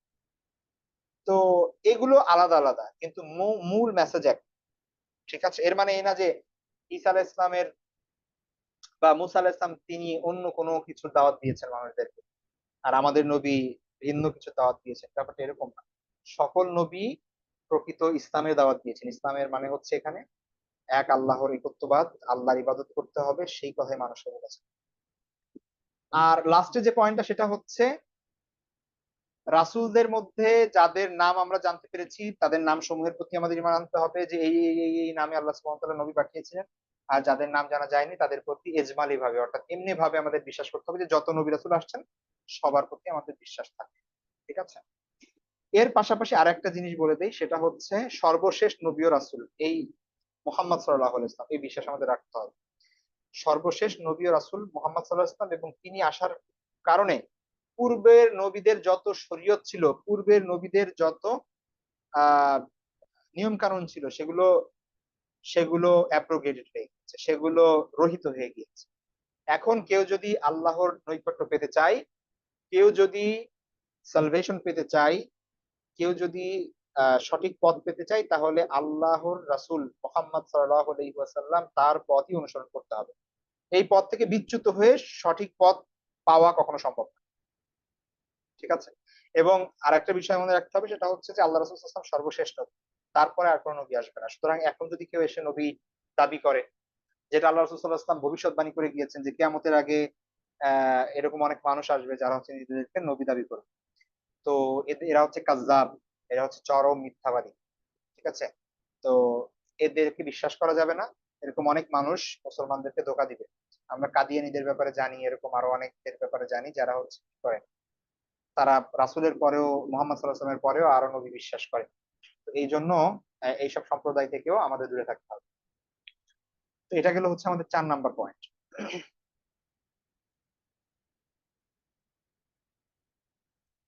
৫ নাম্বার পয়েন্ট হচ্ছে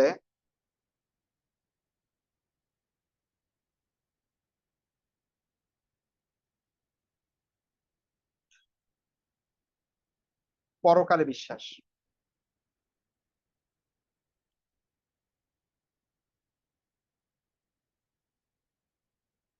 পরকালে বিশ্বাস এটা খুবই ইম্পর্টেন্ট একটা বিষয়। পরকালে বিশ্বাস মূলত হচ্ছে এটা কোনো স্পেসিফিক একটা বিষয়ের উপর বিশ্বাস করা না, এটা অনেকগুলো বিষয়ের সমষ্টি আসলে।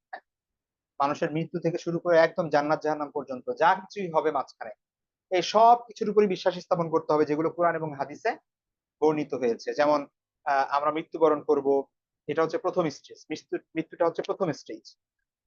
তারপরে মৃত্যুর পরে একটা জীবন আছে কিয়ামতের আগে, মানে কিয়ামত হবে তখন তো সবাই মৃত্যু থেকে পুনরুত্থান হবে তাদের। কিন্তু এই কিয়ামতের আগে কবরে যে সময়টা অর্থাৎ এখন যারা মারা গেছে ধরেন তারা তো এখন কবরের জীবনে আছে, এই জীবনটাকে বলা হয় বারজাখ। কবরে যাওয়ার পরেই সর্বপ্রথম মানুষদেরকে বসানো হবে এবং সেখানে দুইটা তিনটা কোশ্চেন করা হবে। ঠিক আছে? তোমার রব কে, তোমার দিন কি, তারপরে হচ্ছে তোমার রাসূল সাল্লাল্লাহু আলাইহি ওয়াসাল্লামের ব্যাপারে জিজ্ঞাসা করা হবে। তো এইগুলোর উত্তর আহ আপনি এখান থেকে মুখস্থ করে গিয়ে যে ওখানে দিয়ে দিবেন ব্যাপারটা এমন না। আপনার এই দুনিয়ায় যা কিছু আপনি আমল করছেন তার উপর ভিত্তি করে সেখানে অটোমেটিক এই জিনিসগুলো আসবে।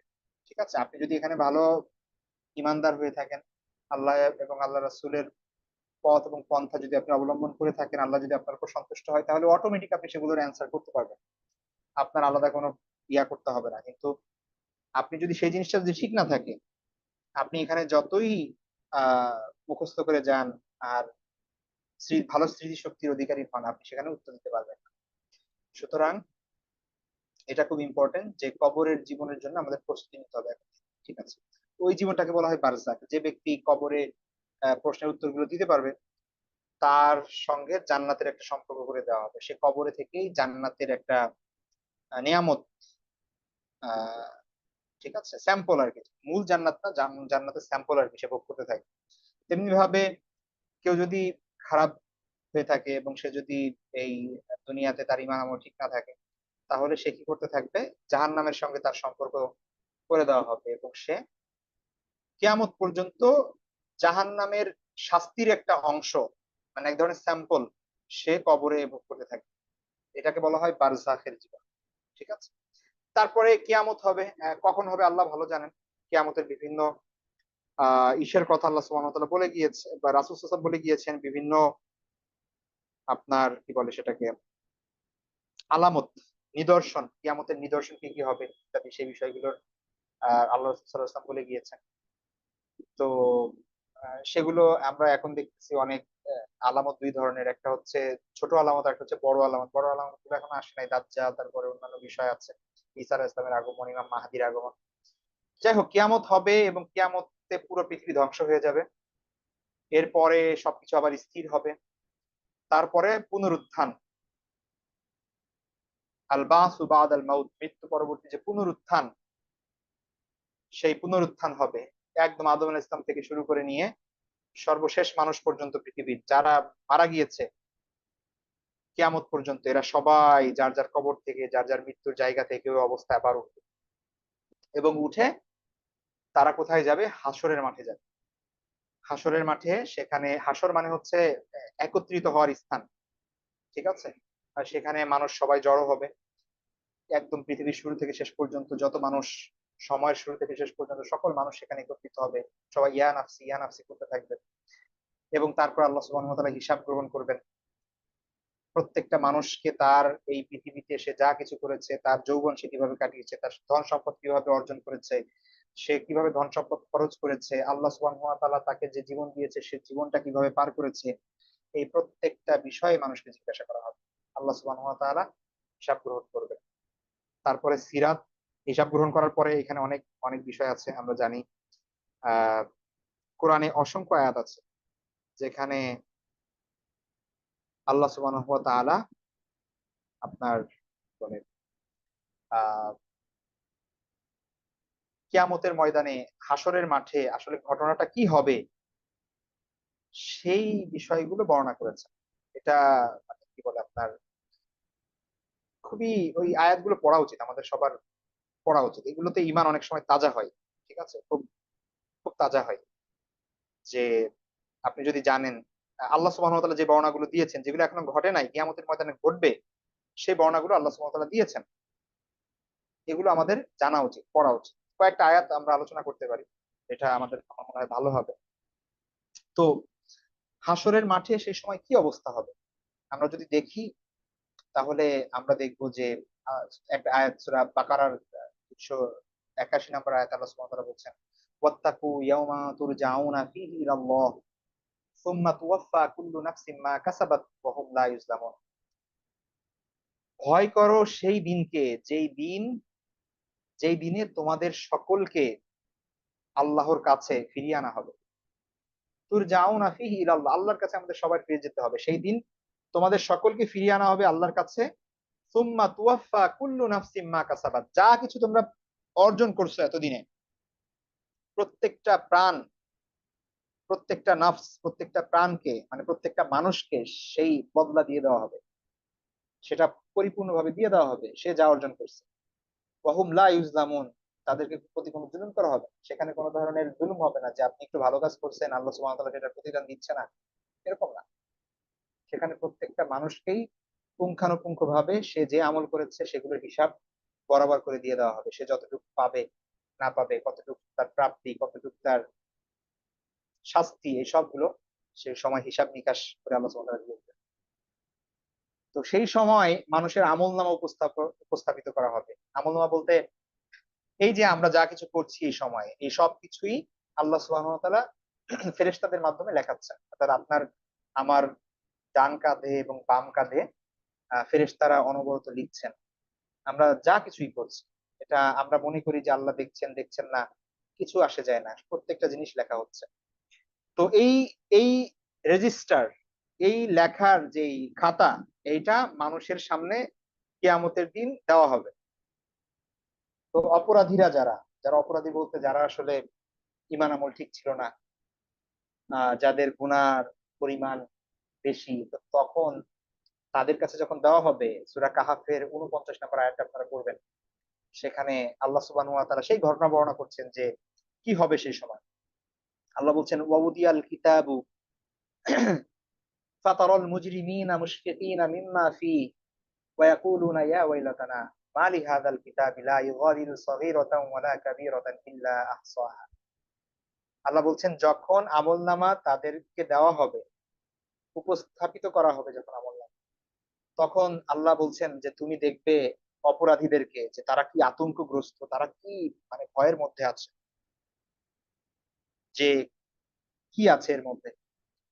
তো তখন তারা দেখে বলবে, ইয়াকুলুন, তারা বলবে, ইয়া ওয়াইলাতানা, হায় আফসোস, হাই হাই হাই হাই, মালি হাযাল কিতাব, এটা কি বই, এটা কেমন গ্রন্থ, এ কেমন আমলনামা, লা ইউগাদিরু সগীরাতাও ওয়ালা কাবীরাতান ইল্লা আহসাহা, ছোট বড় কোনো কিছুই বাদ দেওয়া হয় নাই, সব কিছু এখানে লেখা রাখা হয়েছে, সমস্ত হিসাব এখানে আছে। তো তারা অবাক হয়ে যাবে, তারা বলবে, হাই হাই, এ কি গ্রন্থ। তখন আল্লাহ সুবহানাহু ওয়া তাআলা বলছেন, ওয়ালা ইয়াজলিমু রাব্বুকা আহাদা, তোমার রব, আপনার রব কারো উপর সামান্যতম জুলুম করবেন না। তো এইটা হচ্ছে পরকালের সেই হাসরের ময়দানের বাস্তবতা। তারপরে যদি আমরা দেখি আরো অনেক অনেক আয়াতে আল্লাহ সুবহানাহু ওয়া তাআলা, সূরা নাবা আমরা সবাই জানি, সূরা নাবার শেষের দিকে আল্লাহ সুবহানাহু ওয়া তাআলা বলছেন, ইন্না আনজারনাকুম আযাবান করিবা ইয়াওমা ইয়ানজুরুল মার'ু মা কদ্দামাত ইয়াদাহু ওয়া ইয়াকুলুল কাফিরু ইয়া লাইতানি কুনতু তুরাবা। আল্লাহ বলছেন যে ইন্না আনজারনাকুম, আমি তোমাদেরকে সতর্ক করছি, সতর্ক করলাম, কিসের, আযাবান করিবা, একটা আসন্ন শাস্তির, ইয়াউমা ইয়ানজুরুল মার'ু, যখন মানুষ সেই দিনে দেখবে, মা কদ্দামাত ইয়াদাহু, যে তার হাত যা সামনে পাঠিয়েছে, অর্থাৎ মানুষ জীবদ্দশায় মৃত্যুর আগে যা কিছু পাঠিয়েছে, যা কিছু আমল করছে, এগুলো এগুলো সে কি করবে যখন দেখবে, দেখার পরে সেদিন যারা অবাধ্য থাকবে, যারা কাফির থাকবে, ইয়াকুলুল কাফির, যারা আল্লাহর অবাধ্য, যারা পাপাচার, অথবা হচ্ছে যারা ঈমান ঠিক নেই যাদের, তারা বলবে, ইয়া লাইতানি কুনতু তুরাবা, হায় আমার আফসোস, আজকে যদি আমি মাটি হয়ে যেতে পারতাম, আজ যদি আমি মাটি হয়ে যেতাম, মাটির সাথে মিশে যেতাম, তখন তারা এই আফসোস করবে। তো এটা অবশ্যই হবে। এবং আহ আল্লাহ সুবহানাহু ওয়া তাআলা কোরআনে সেই ভবিষ্যতের সিনারি যেটা কিয়ামতের ময়দানে হবে, সেটা আমাদের সামনে এখন সেই সিন তুলে ধরছেন যে এটা কিন্তু বাস্তব, এরকম কিন্তু হবে। সুতরাং তোমরা প্রিপেয়ার থাকো, তোমরা প্রিপারেশন নাও, তোমরা এখনই খেয়াল করো যে তোমাদের আমল, মানে তোমরা আগে কি পাঠাচ্ছ, সামনে কি পাঠাচ্ছ, ভবিষ্যতের জন্য তোমরা এখন কি পাঠাচ্ছ, সেটা সে ব্যাপারে একটু কেয়ারফুল হও।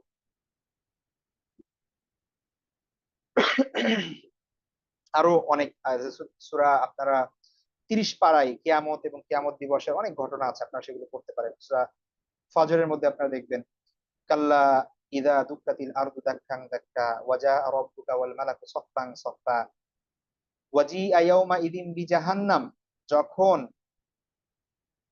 মানে যখন তাকে আনা হবে, জাহান্নামকে যখন আনা হবে, ওয়াজিআ ইয়াওমা ইযিন বিজাহান্নাম ইয়াওমা ইযিন ইয়াতাযাক্কারুল ইনসানু ওয়া আন্না লাহু যিকরা, মানুষকে যখন জাহান্নামের কাছে আনা হবে, তখন সে স্মরণ করবে, মানে তখন সে আল্লাহকে স্মরণ করবে, তখন সে হে আল্লাহ, হে আল্লাহ, আমাকে বাঁচা, আমি তোমাকে বিশ্বাস করি, সবকিছু মেনে নেব, আবার দুনিয়াতে পাঠাও, এই ধরনের বিভিন্ন ধরনের কথা সে বলতে থাকবে।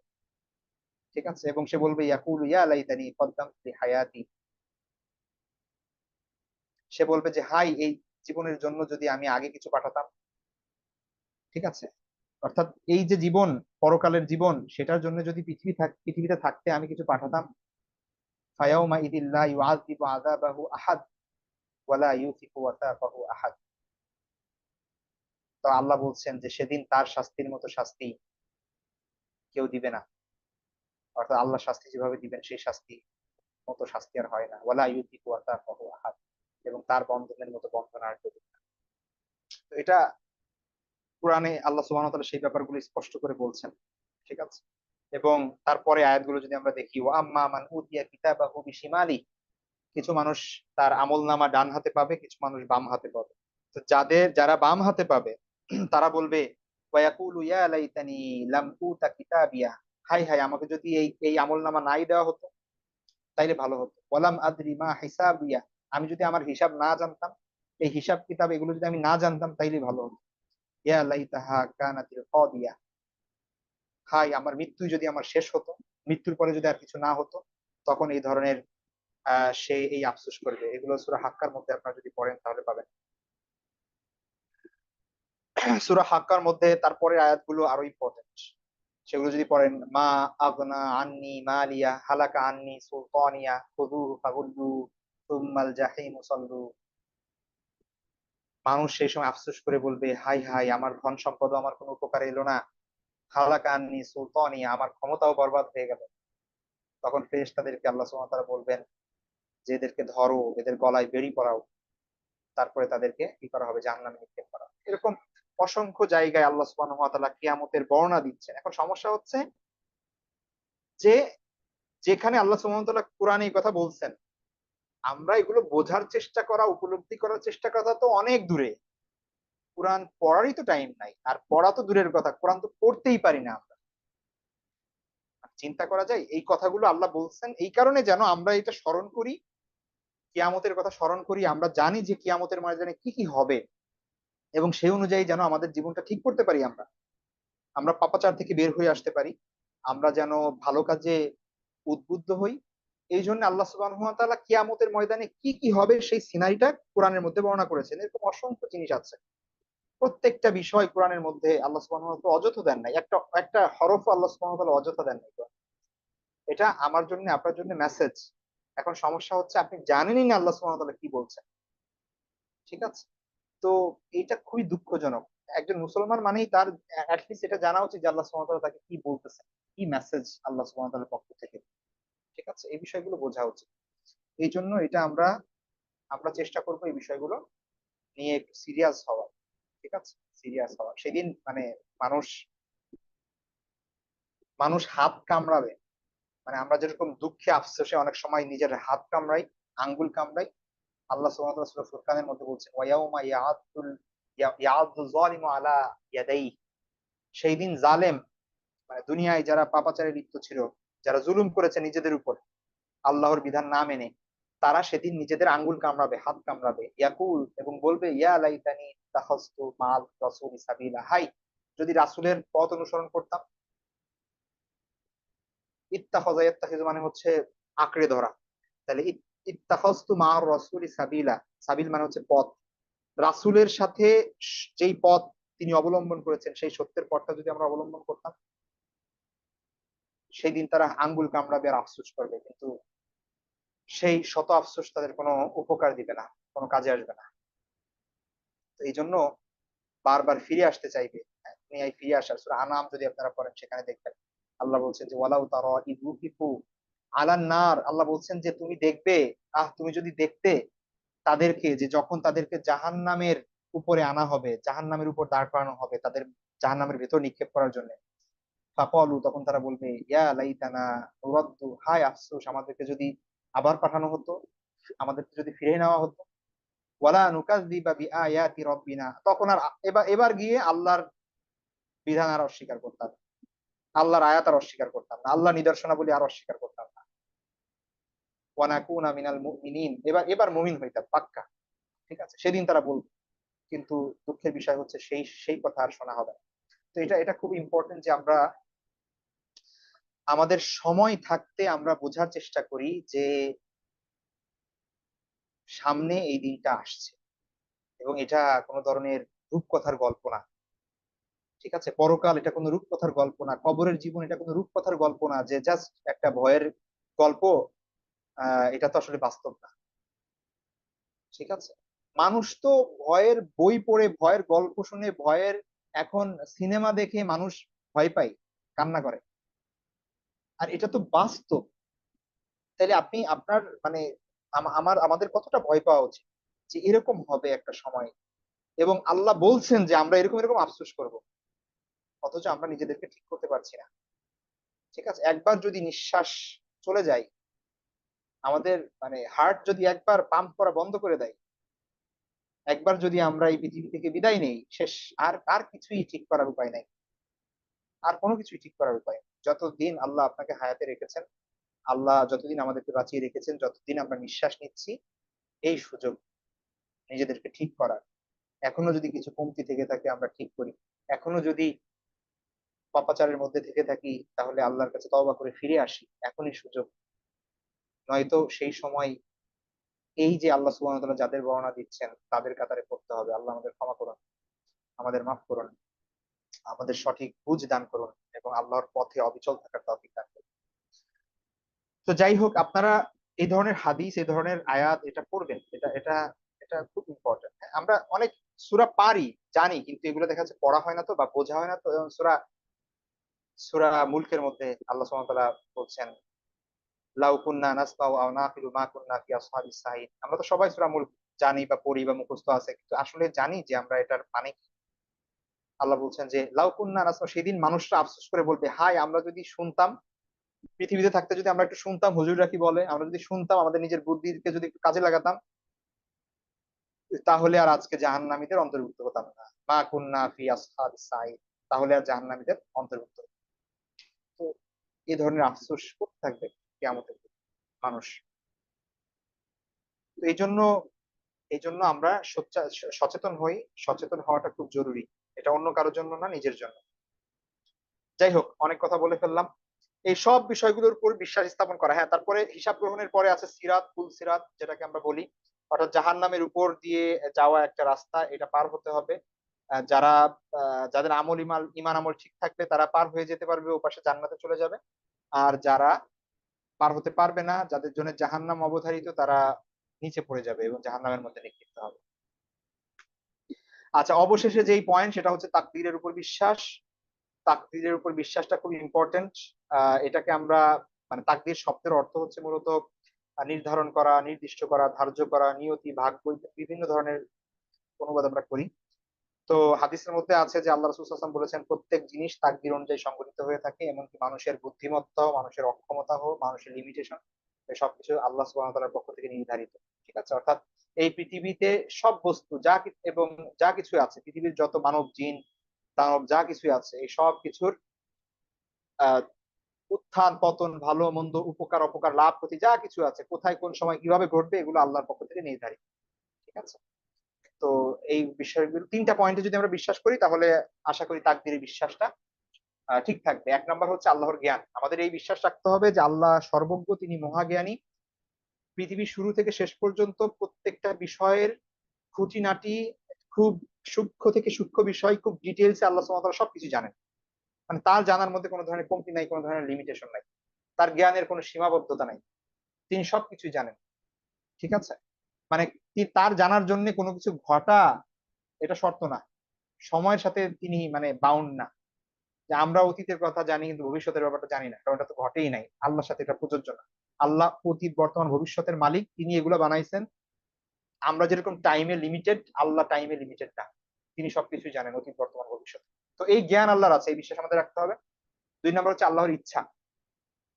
আল্লাহ সুবহানাহু ওয়া তাআলা সীমাহীন ক্ষমতা এবং কর্তৃত্বের অধিকারী।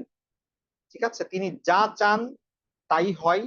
তার ইচ্ছার বাইরে কোনো কিছু হয় না। আমরা যা কিছুই চাইবো, আল্লাহ ইচ্ছা না করলে এটা সম্ভব না। আবার আল্লাহ সুবহানাহু ওয়া তাআলা যা কিছুই চান সেটা হয়ে যায়। এটা কোনো পৃথিবীর কারো চাওয়া না চাওয়া, এটা কিছু যায় আসে না। ঠিক আছে? তিনি যখন কোনো কিছুর ইচ্ছা করেন, তখন তিনি কোরআনের মধ্যে কুন ফায়াকুন, অর্থাৎ তিনি জাস্ট বলেন যে হও, এটা হয়ে যায়। সুতরাং এইটা আল্লাহর ইচ্ছা, এইটা লিমিটলেস, এটা সীমাহীন। এই বিশ্বাস আমাদের রাখতে হবে। তাহলে আল্লাহর জ্ঞান, আল্লাহর ইচ্ছা, আরেকটা জিনিসে বিশ্বাস করা, সেটা হচ্ছে এভরিথিং ইজ রিটেন অলরেডি। যা কিছুই হচ্ছে, হয়েছে, হবে, পৃথিবীর শুরু থেকে শেষ পর্যন্ত এই সব কিছুই অলরেডি আল্লাহ সুবহানাহু ওয়া তাআলার যে মানে লাউহে মাহফুজে আল্লাহ সুবহানাহু ওয়া তাআলা এটা লিখে রেখেছেন অলরেডি, সৃষ্টির অনেক পূর্বে। সুতরাং এটি অলরেডি রিটেন।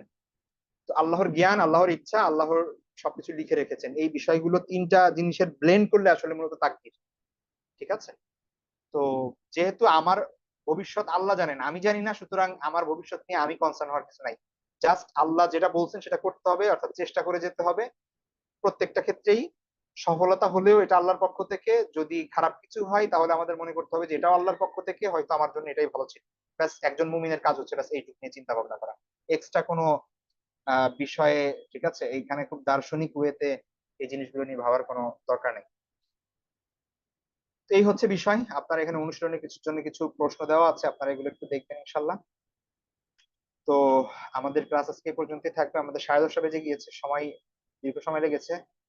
আহ আমরা ইনশাল্লাহ নেক্সট ক্লাসে আবার জয়েন করব শুক্রবারে, সবকিছু ঠিকঠাক থাকলে ইনশাল্লাহ। তো ভালো থাকবেন, সে পর্যন্ত সবাই দোয়া করবেন।